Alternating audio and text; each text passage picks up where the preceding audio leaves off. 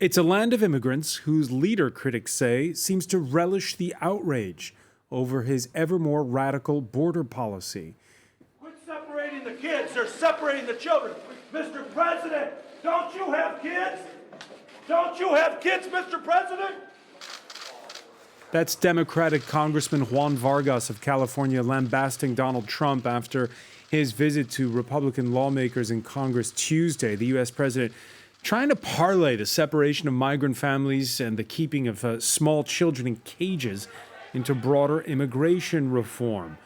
Now Trump appears to be bending with an executive order expected from the White House. Many wonder, though, and they say it's as if the internment of those kids over a recent 6-week period was precisely aimed to spark fury. We're going to ask our panel about allegations of deliberate cruelty against Hispanics, closing the borders, keeping out migrants. It's also what we're talking about on this side of the Atlantic, with politicians like Italy's new interior minister riding high in the polls by bashing refugees and Romas. Is this the backlash against our multicultural world? How strong is that nativist instinct? What enables the likes of Matteo Salvini and Donald Trump? Today in the France 24 debate, we're looking at Washington's child separation policy. With us from Dallas, Texas, she's a former federal prosecutor, Sidney Powell. Welcome to the show. Thank you very much. He's also an attorney. Bernard Harcourt teaches law at Columbia University, the author of The Counter-Revolution: How Our Government Went to War Against Its Own Citizens. How are you, sir? Good. Thanks for having me. For World, it's by the way World Refugee Day, and from the Organization for Economic Cooperation and Development, which has just put out its annual report on migration, Jonathan Chaloff joins us. How are you? Very well, thanks. Nice to be here again. Washington correspondent Philip Crowther is standing by as this story unfolds. Good to have you with us, Philip. It's a pleasure. The France 24 debate on Facebook and Twitter, hashtag F24debate. Yeah, before Donald Trump announced he was possibly reversing course, we'd had Theresa May having to justify inviting the U.S. president next month to Britain, the UN blasting the U.S. president, even the Pope weighing in, tweeting in that separating families at the border is immoral. Solange Mougin has more.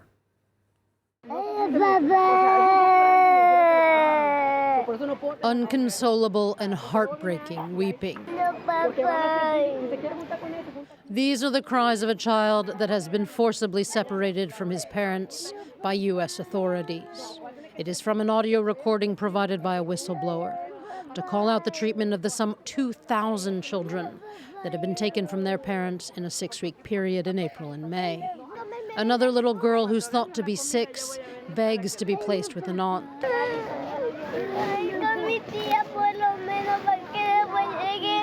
Ripped from their parents' arms and put in metal cages, the children's treatment is part of the Trump administration's zero-tolerance policy. It jails anyone caught illegally crossing the U.S.'s southern border, which means that even people traveling with babies will be separated from them. The trauma and the hardship of the policy has created widespread outrage, but Donald Trump has remained adamant.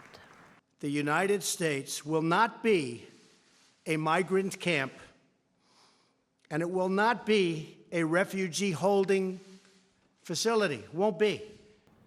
Trump has said U.S. officials are just following the law, and he falsely blamed Democrats for the situation, saying if they would just back his border wall and immigration legislation, then such treatment wouldn't be necessary. A stance that the head of the Democrats called dishonest. They know this is shameful, so they're passing it on to others. They control the White House, the House, and the Senate. They could accomplish anything they set out to do if they cared. Anger over what many call inhumane and cruel treatment is growing across the U.S. and on both sides of the aisle. Yet Donald Trump's commitment to the policy and use of it as a possible bargaining chip are showing no signs of faltering. Philip Crowther, the U.S. president, speaking from the cabinet room earlier, talked about something preemptive he'd be signing. Yeah, and something preemptive is very vague. Something, first of all, that means an executive order. That is what the US president is expected to sign in the White House in the coming hours. An executive order that doesn't bring an end to the so-called zero tolerance policy that was in fact put in place by his Attorney General, Jeff Sessions, and of course okayed by the US president himself. It's an executive order that would try and bring to a halt this separation of parents and children on the border between Mexico and the United States. The US president wants to be seen as signing something, as making a decision, and certainly does not want to be seen as being weak. That is something that he mentioned in the cabinet room while he was surrounded by Republican members of Congress while he was discussing this. So this will be signed in the next few hours, and it is something that he says will be preemptive. Now, what that means is that this would be a stopgap measure, essentially. The pressure has become too big for this president, from Democrats, obviously, but from Republicans as well, many of whom are facing re-election battles in the midterm elections in November. So what the president wants when he says preemptive is he wants something more permanent. And that's the difficult part for the US Congress to sort out. A big immigration package, a bill that would be able to make its way through the House and the Senate, and that would potentially, this is certainly what the president wants, have some kind of funding, enough funding for a border wall between Mexico and the United States. That is very difficult for the US president to get. So a stopgap measure is what we're expecting here in Washington. Now, when he met with those lawmakers on Tuesday, the US president saying he would sign what they brought to his desk. Well, earlier, the Speaker of the House, Paul Ryan, saying they do have some kind of a compromise plan and it would be up for a vote on Thursday. The law should not have our government choose between enforcing our borders, enforcing our laws, securing our borders, and keeping families together. That's ridiculous. It's a ridiculous choice. Tomorrow, we're going to have a vote on legislation that makes sure that we can enforce our laws and keep families together. Keeping families together. Sidney Powell, obviously we don't have the legislation in front of our eyes yet, but how do you interpret that, keeping families together? Does that mean keeping them together in retention centers? Well, people who have illegally come into the country cannot simply be released to go about their business in the country. I mean, we do have a border that we need to enforce, and the president's obligation, first and foremost, is to the citizens of the United States of America and its taxpayers. I mean, imagine what you would do if 1,000 people were on your doorstep when you woke up in the morning. How many of them can you put in each bedroom? How are you going to divide up the little ones and the parents? How are you going to determine if the little ones actually belong to the parent? One of the problems we've had is people literally kidnapping children along the way and trying to use them to get into the United States. It's a horrible situation that's fed by the drug cartels in Mexico and Soros-related entities that are simply trying to cause problems for the country. We have a president now who's a man of action. He's trying to solve a problem that's existed for years. And the pictures you're seeing of children in cages come from 2014 when President Obama was in charge of this mess. Bernard Harcourt, the pictures that we're seeing, that's new to me that they come from 2014. We've heard of the video and the audio recordings being smuggled out. Right, those recordings came out a few days ago. Basically, the audio recordings that we're hearing of children crying and being separated from their parents. So of course, I mean, if children cry for lots of different reasons. Well, certainly being separated from many of them are not separated from their parents at all. Right. Well, we've got approximately over 2,000 children who've been separated from their parents. There are over 100 of them who are under age 4 right now. So I don't think we need to fight over or kind of debate that. I mean, what we need to debate is the much larger issue of it's a form of terror really being administered to young children who are completely innocent and completely victimized by this. Well, I mean, you can put aside overstatement of any sort of terrorism being inflicted on these children. They're being very well cared for. Children are separated from their parents when they're dropped off at day school and often throw a fit. I mean, our Border Patrol agents are doing an extraordinary job facing this crisis and showing great care and attention to the kids. I think it's undisputable that it is a form of terror that it would be administered to a child to be ripped from your parents and placed in detention, not knowing when you're going to see them again, and being surrounded by other children who are in a same state of trauma. I don't even think that's worth debating. So the issue is, why would you do that exactly? And obviously here I think it's being done for two reasons. One is as a form of deterrence, right, explicitly, and so President Trump has said that. It's explicitly administering this form of terror as a form of deterrence so that there'll be less people. And the second is to cater to a base and in light of the coming elections. So it's a very instrumental use. And what it ties to in the larger framework really is the creation of an internal enemy in the United States. And that's what we're seeing with the rhetoric that Trump is using. Yeah, let's listen to the U.S. president speaking before independent business leaders on Tuesday. Donald Trump blasting an enemy within for aiding and abetting illegal migrants. You're not going to like this, Bernard Harcourt. He's blaming lawyers. They have professional lawyers. Some are for good, others are do-gooders, and others are bad people. And they tell these people exactly what to say. They say the following. They write it down. I am being harmed in my country. My country is extremely dangerous. I fear for my life. Say that. Congratulations. You'll never be removed. Bernard Harcourt? Well, I think President Trump has a lot of experience with lawyers assisting him in various different aspects of his career and his life. To blame lawyers in this situation seems pretty far-fetched. There are a wonderful set of lawyers who are involved trying to represent people who are being separated from their children, and they're doing extraordinary work down there. But I think that it's creating the lawyer as the enemy, but it's more creating the migrants as an enemy, the people who are actually trying to better their lives, trying to escape forms of harm themselves, and it's calling them potential murderers, calling them potential rapists, calling them potential thieves, etc. That has this way of turning them into an enemy that then needs to be targeted. Jonathan Chaloff? So I'd like to come back to actually what Sidney Powell mentioned about this. The objective here is protecting the border. No, this is what the objective is. And as Bernard said, the question is, what's the point of this policy? So I don't want to really get into the question about separating children, but ask, is this the effective policy for reducing irregular migration at the southern border?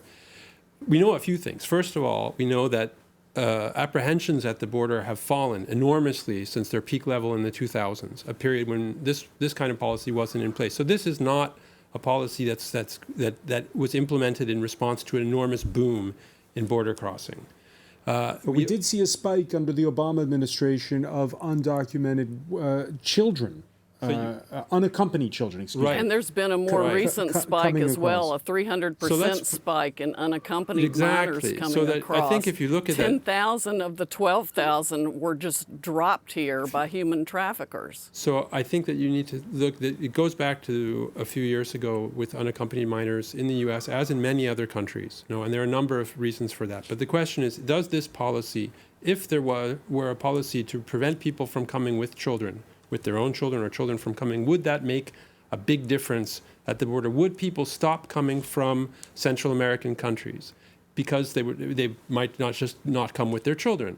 And again, these levels of border apprehensions are really low historically. So I think that it's important not to get lost in this. What's the objective of the policy? If the objective of the policy is border, there are many other ways to do that. One is enforcement inside the country to make the country less attractive for people who are in an irregular status by working in workplace enforcement. And another is cooperation with countries of origin to try to address some of this extreme violence that's leading people to leave. People aren't going to stay in these countries just because there's a risk that they might be separated from their children. I think that all needs to be done. It needs to be a multifaceted approach. We need the E-Verify enacted. I mean, the president has offered to sign 2 different pieces of legislation, and Chuck Schumer came on last night and said, we're not going to sign anything. We're not going to vote for anything. I mean, it's the Democrats that have stalled this all along. They claim they want DACA and fixes to it, but what they really want, according to Mr. Schumer from last night, is to fight in anything that President Trump tries to accomplish. Right, but it's Republicans that control both houses of Congress. Philip Crowther, let me ask you a question. We've seen the polling and how in this particular case, those who vote Democrat, those who are independents, are strongly against what the president is doing when it comes to separating families. But does Donald Trump know something that the pollsters don't? We've seen it before in 2016. He was data mining while Hillary Clinton was doing polling. Is he appealing to voters, perhaps in a way in which they're not telling those who they're surveying them? He's appealing to the exact same voters he was appealing to in 2016 in that presidential election. He needs to have Trump supporters by his side, and they largely agree with pretty much everything he has done so far as U.S. president. That is one of the big lessons we have learned here in Washington since the inauguration, in fact, since the election campaign, is that whatever this president does, his supporters will stay with him. Now, whether that is enough, of course, to get him reelected and to get Republicans to not suffer significant defeat in the midterm elections in November, that's a different thing altogether. But a lot of this is about politics. You're right to ask the question. The U.S. president wants to be seen as strong on immigration. That was a promise from him on the campaign trail. Another promise was to build that wall on the border between Mexico and the United States. He somehow wants to get to that position where the U.S. Congress will give him a budget that is large enough for him to be able to fulfill that promise. This is another step in that direction, and he is indeed using this zero-tolerance policy as a deterrent. We know that. The administration is on record as saying that this would be a deterrent. The separation between children and their parents on the border, the Chief of Staff, John Kelly, has said so, and other members of the administration have said exactly the same. There's a reason why it looks like this is going to be ended for now by the Trump White House, and that is because of politics. Again, what you've seen on Capitol Hill and, in fact, around the country is Democrats, of course, opposing this policy, but Republicans doing so more and more. For moral reasons, of course, but also for political reasons, and that is because those midterm elections are coming up in November. Just one example of why this is happening. U.S. Senator Ted Cruz of Texas is from a border state, from Texas. He is one of the very first who came out and said he was going to draft legislation in the Senate to be able to stop this separation between children and their parents. Now, one of the reasons why he's doing that is because his re-election in Texas is a lot closer than he would ever have imagined and wished for, hence why Republicans are all now getting on board. This is very much a political issue for the U.S. president and for every other member of Congress. Sidney Powell, is the U.S. president stigmatizing Hispanics with this when he's threading together the talking of all the time about these Salvadoran-linked MS-13 gangs and the such as being the problem here? Heavens no. I mean, everyone that has had any knowledge or experience of what's going on with MS-13 knows that they are the most vicious people on the face of the earth. I mean, the drug cartels are even afraid of them. They have literally hacked up people while they were alive. They're just hideous. And there is absolutely no reason for us to tolerate illegal MS-13 gang members or gang members at all in this country. They have to be rooted out and they have to be put in prison. But my question is Donald Trump sending a dog whistle message to those who want to stigmatize Hispanics?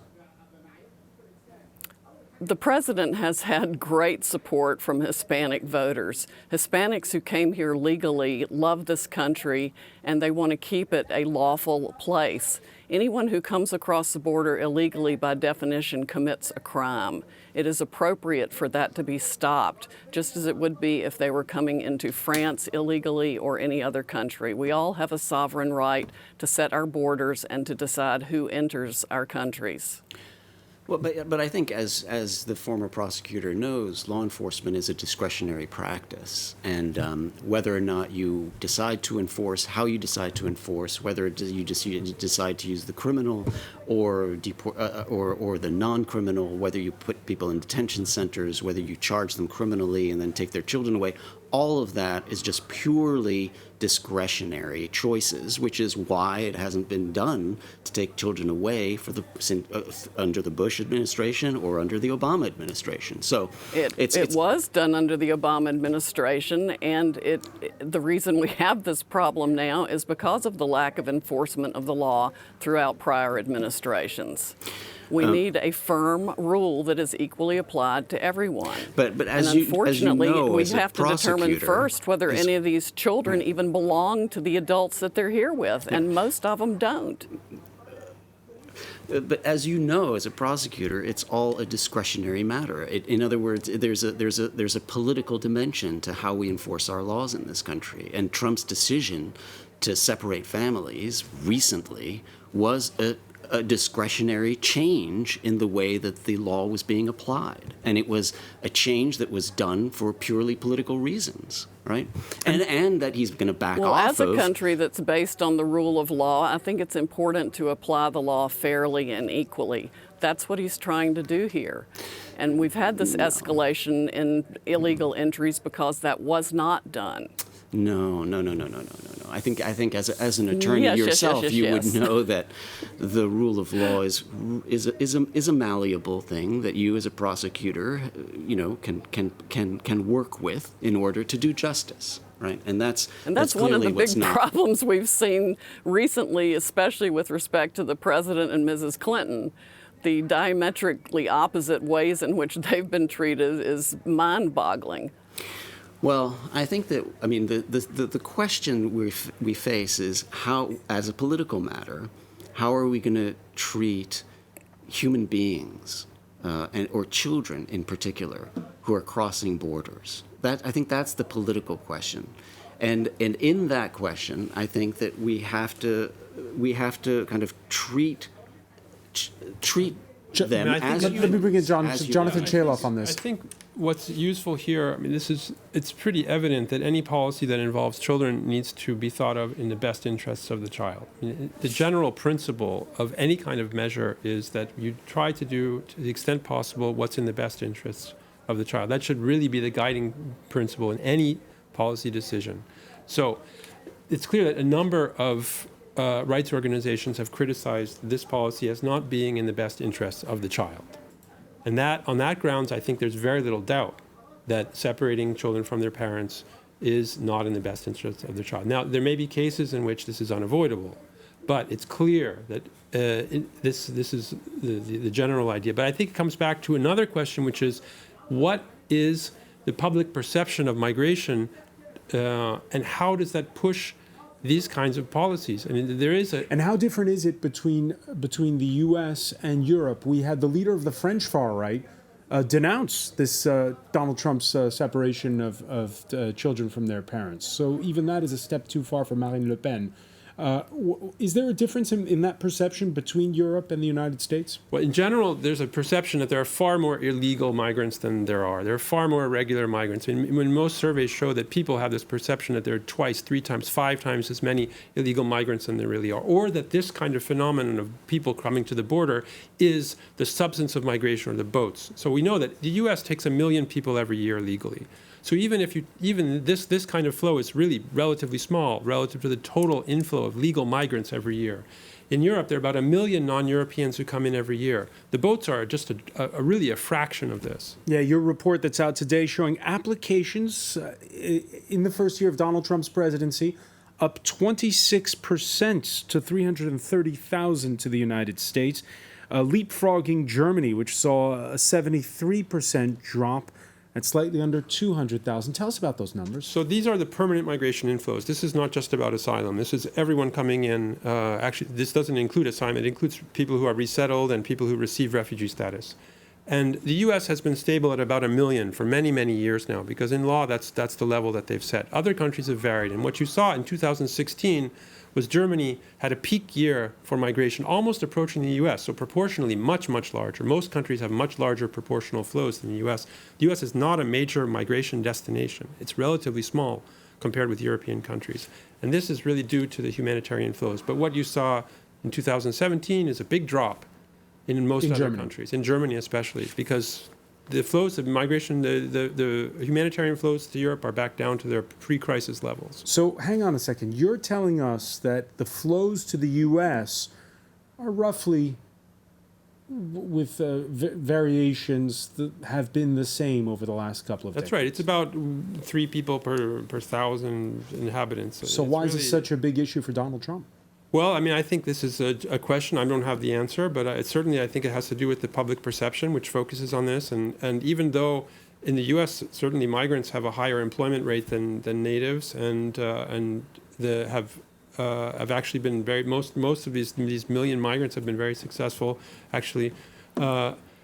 I think there still is We have an perception. extraordinarily rising national debt. That's one of the huge problems. The country can't afford to support all these people. Each one of these children that is dropped at our doorstep costs the American taxpayers $36,000 a year.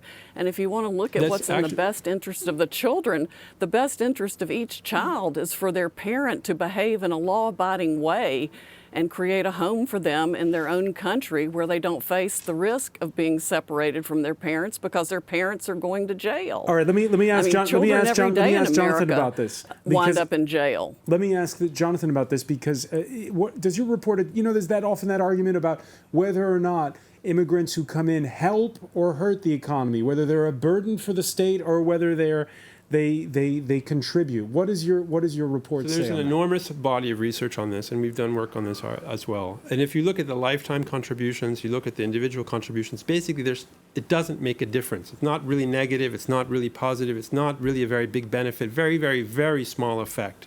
And if we talk about something like the public debt, and this is really, really tiny fiscal effects.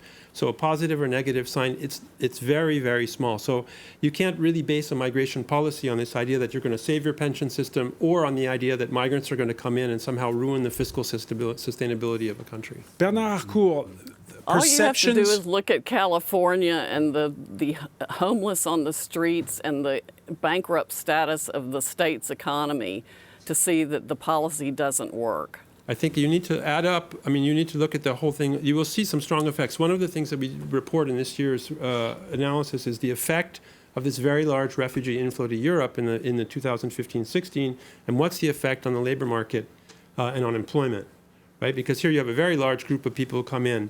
In most countries, it's not a very big effect, but it's true that you do see some effect. So if you're a young, low-educated man, then there are suddenly a lot more young, low-educated men in your labor market. So you're competing with them. But for everyone else, there's really not a lot. So you do see, and you're right, you'll see visible effects, but these are almost anecdotal on a large scale. But they're very, very problematic on an individual scale, and they need to be addressed.